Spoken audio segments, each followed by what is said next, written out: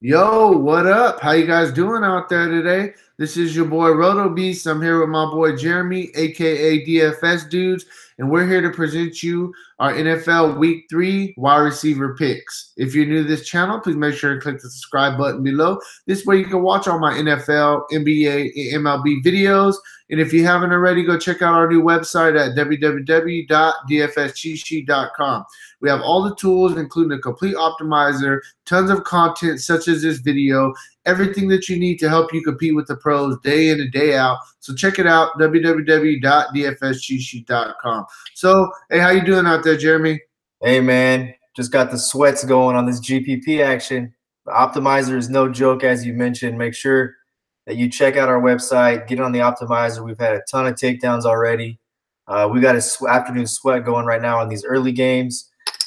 Have about 6 lineups with a chance to take down if we get a couple big hits. Other than that, let's get this NFL stuff going, man. All right, yeah. So I'm gonna jump into my picks. Before I do, if you guys don't mind out there, please take a quick second, click the like button for me down below. Helps me out a lot. Really appreciate that. And yeah, so I'm gonna start it off. I think this guy, if you have the money, you just pay up for him. It's gonna be Michael Thomas for the Saints. Honestly, the guy, the best receiver in the league through the first couple of weeks. Is not even close, in my opinion. Breeze is looking for him 38% of the time he throws a ball. He's looking for Michael Thomas. The guy is second in the league with 30 targets, first in the league with receptions. He has 28 receptions through 2 weeks. He's second in the league in yards with 269 yards, tied for first with 3 touchdowns in the league. That just tells you the guy is the #1 receiver right now in football, plain and simple. Great matchup this week against Atlanta. The Atlanta wasn't very good last year against wide receiver ones. They were ranked 25th in the league, and they didn't do much to improve this year. They haven't really shown much improvement through the first couple of weeks as well. This game is projected to have a really, really high score, 53 projected points to be scored this week.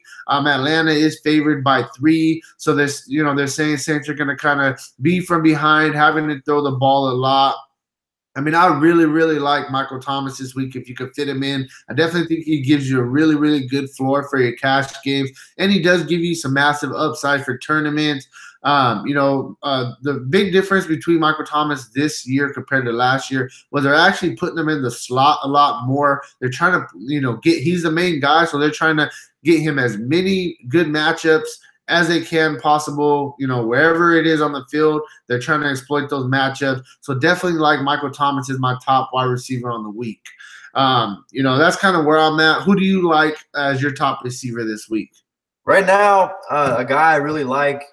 He's probably not my top receiver of the week, but it's a guy that I like a ton for GPPs. And again, we're still a little bit early in the week as far as research purposes go. But right now, what I'm going to do on this video is I'm going to give you 3 wide receiver picks. I'm going to give you a high-end guy, a mid-tier guy, and then a value play that I'm looking at that I will have in a good percentage of my lineups no matter where my research takes me throughout the rest of the weekend. The first guy I'll mention is a high-end guy. It's DeAndre Hopkins. 22 targets in his first 2 games, 14 receptions. He's got 188 yards receiving. He only has 1 touchdown so far through the first 2 weeks. I think there'll be a lot of attention this week on Will Fuller, and I think that we could see some depreciated ownership in tournaments on Hopkins.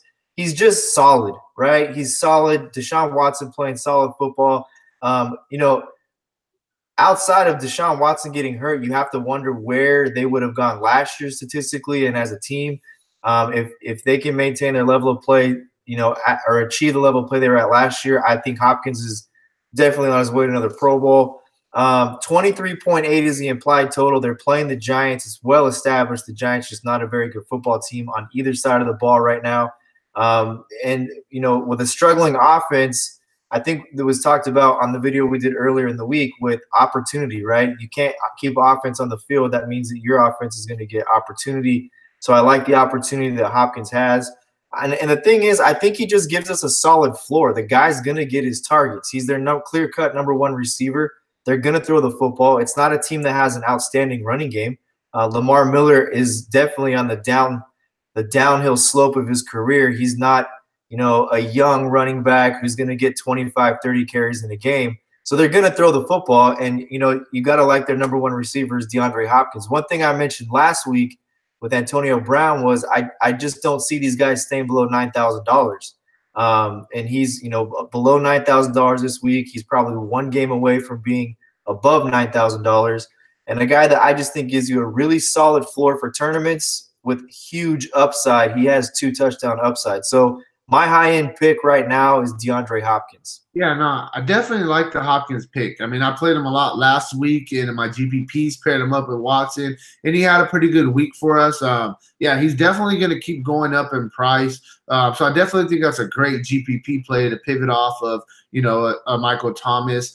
So for me, talking about price, I'm going to go right back to the well. I mentioned him last week. I hope you guys listened to me. It's Aguilar for the Eagles. The guy's price didn't change. He's still 6,600.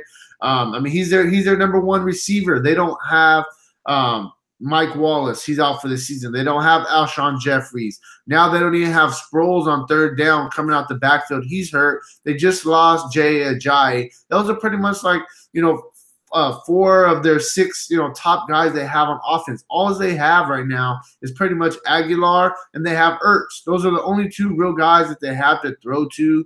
The guy got 12 targets last week, caught 8 of them for 88 yards and a touchdown. So I really like Aguilar. I think he's a great play. Last season, the Colts struggled against the pass. They were 32nd in the league last year against the pass.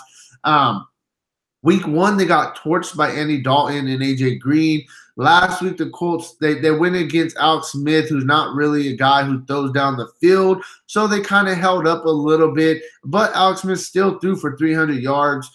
This week, I definitely think the Eagles are going to put up some points on the Colts. And I like Aguilar to be right there in the mix for your cash games. Yeah, I do like – I mean, the thing is he's getting – I believe that – him and Zach Ertz are tied with targets. They either have the same amount of targets or he's got 1 less or 1 more. Yeah, Zach Ertz I think has like 1 or 2 more, but yeah, they're right there. They're neck and neck. It's them 2, and then there's nobody else. It's pretty much what's going on. Nobody else, right? I mean, the only thing that worries me a little bit about Aguilar's production this week, and I'm not taking away from the cash game play. He's a top cash game play this week. I love the pick. The only thing that worries me from a production standpoint is the running back situation. Does that put Sproles in the mix a little bit? Corey Clement's definitely going to start. So Sproles is actually out. So Sproles is out. Yeah, he's out. So that's what I'm saying. Corey Clement is that's all they've got in the backfield. They've got to throw the football. So I mean, there's your targets already. I definitely like the pick. The guy I'm going to go with for my mid-tier play is Sammy Watkins. I mentioned him on the video yesterday with the 5-pack guys. $6,200. Just what he did in the Pittsburgh game last week, being a possession receiver and moving the chains, he grabbed my attention. I think the guy's just in really good shape too. 12 targets, 9 receptions, no touchdowns yet. That's why I like him in GPPs this week. I'm really banking on the touchdown this week. Hopefully he gets 6 to 8 targets in a game that sees the Chiefs with the highest implied total on the board at 31.3, the highest over-under of the week so far at 56. There's going to be no defense played in this game. They're going to throw the ball around the track a lot this week. San Francisco's secondary has given up 145 yards and a touchdown to Thielen and Diggs in week 1. They gave up 163 yards and a touchdown to Tate and Jones.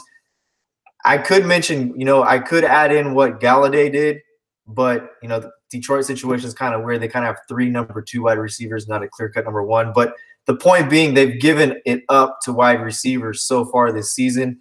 I think that this is another week they're going to give it up to wide receivers. The matchup looks way too good with the high implied total. Andy Reid has an absolute fixation on throwing the football. Mahomes, 10 touchdown passes already this year. They're going to throw the football. I think Sammy Watkins is $6,200 for the opportunity. For the game that he's in with the implied total, and the over-under is just too cheap of a play for the amount of opportunity that he's going to see this weekend. Yeah, no, I mean, just after yesterday, you guys got me sold on Watkins for GPP. I mean, I don't got much else to say. I really like the guy. I definitely think that he's a good play this week. So I'm going to round it out with my third cash game wide receiver for the week. I'm going to have to go with Allen Robinson for the Bears. Last year, before Allen Robinson got hurt, he was a clear-cut #1 receiver for Jacksonville, and he was producing. Even going back to the year before, he had the best year of his career. The guy's a really, really good receiver. He got hurt last year, unfortunately, and they shipped him out. He goes to the Bears, and he's automatically their clear-cut #1 receiver. He got 21 targets in the first 2 weeks. If you average that out, it's about 10.5 targets. That's a lot of targets for sure. For a guy, he's only, I think he's like 6,300 or something like that. He's just cheap. He's cheap. He's gonna get his targets. So out of those 21 targets, he's caught 14 for 144 yards. So, you average that out to 7 catches for 77 yards. He hasn't scored a touchdown yet. I definitely think it's going to be coming soon. But, it's really good that he's converting 67% of his targets right now.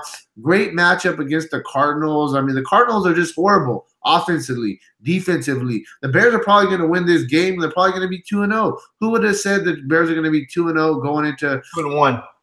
Going into week 4? They could have been 3-0. Yeah. 2-1. Yeah, I'm sorry. They're going to be 2-1 going into week 4. They could have easily been 3-0 if they didn't choke against the Packers. The Cardinals, they allowed the 3rd most yards and the 6th most passing yards against for their defense this year. Sorry, I said that wrong. I'm sorry. They have allowed the 3rd most yards overall to any team this year and the 6th most passing yards to teams this year. They're ranked 2nd worst in the league versus the pass. So, I definitely think Allen Robinson is in a great spot this week to have a really good game at a very good price tag. Yeah, I like Allen Robinson. Like you said, he for one, he's getting targets. In the Green Bay game, in that first half, he did see action. They did get up in the game, and then he didn't see a lot of action that second half. And for whatever reason, that was just that was a weird half of football. Right. I like him. I like the play. Anybody going against Arizona, you can convince me to plug in this week. I think he's probably a little bit off the radar. I don't think there's going to be a lot of people that are looking at him this week just because I don't think that the Bears are an exciting, sexy team. I think it's a sneaky cash game play. And anytime you got a sneaky play on the board for me, I'm going to be all about that being a GPP guy. The guy that I'm going to mention is going to probably come really far off the board, and it's a guy I wasn't really on until I really started digging into some of our stats and our statistical stuff that we have on our side, and that's Geronimo Allison for Green Bay. Green Bay's not got a good running game. If you just look strictly at their running game, they're tied with Buffalo. They're 25th in rushing in the NFL. 53 attempts for 167 yards. They don't have a touchdown. As opposed to what Aaron Rodgers has already thrown it 72 times in 2 games. That's an average of 36 attempts a game. He's 50 of 72, 567 yards and 4 touchdowns. Of that production, Geronimo Allison has seen 14 targets, 11 catches for 133 yards and a touchdown. If you're a receiver and you're playing with Aaron Rodgers and you can catch, he's going to throw it to you. He's just got a really good opportunity. I think the Jordy Nelson move probably opened up some opportunity for Allison. Plain and simple, if a team doesn't have a running game and they're going to throw it, load up the wide receivers. And if you can find a wide receiver whose price hasn't caught up to what his opportunity or his production have been so far, it's a bargain deal. Use him, put him in your lineups because there's nothing but upside there. He, through the first 2 weeks, he offers you not only upside, but he offers you a solid floor. You think about it, he's got 7 targets on average, right? So 8 and 6. He's gotten 7 targets basically for 5.5 receptions. For $5,000, find me another guy on the board at $5,000 who has that kind of opportunity or who's playing with a quarterback of that caliber and is not a #1 or #2 wide receiver. So I really like Allison in tournaments. I think this is a guy that if he has a huge game, he could be really low owned and he could win somebody a tournament this week if he has a touchdown, 6 catches, for 87 yards or something like that. He's not going to – at $5,000, you don't even need that for him to hit value in the first place, right? You don't even need that.